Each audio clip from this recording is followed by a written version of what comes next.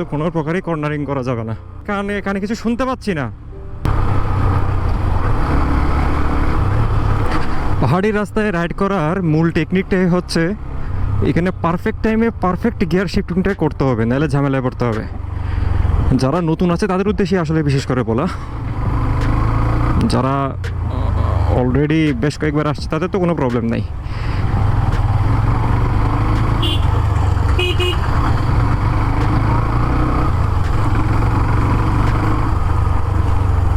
Perfect টাইমে perfect gear শিফটিংটা করতে পারলে আপনি পাহাড়ি রাস্তায় মোটামুটি আর কোনো ঝামেলায় পড়বেন না।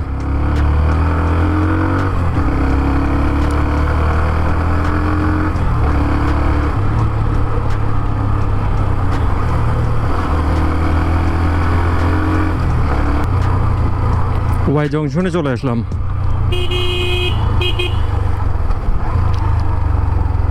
এদিকে এদিকে সোজা সোজা সোজা সোজা সোজা।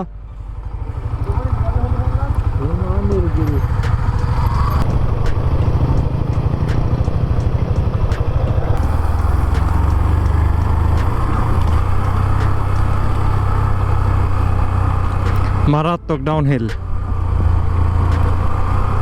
তার উপরে নুড়ি পাথর পড়ে আছে। এখানে তো কোনো প্রকারই কর্নারিং করা যাবে না, কর্নারিং করলেই স্লিপ।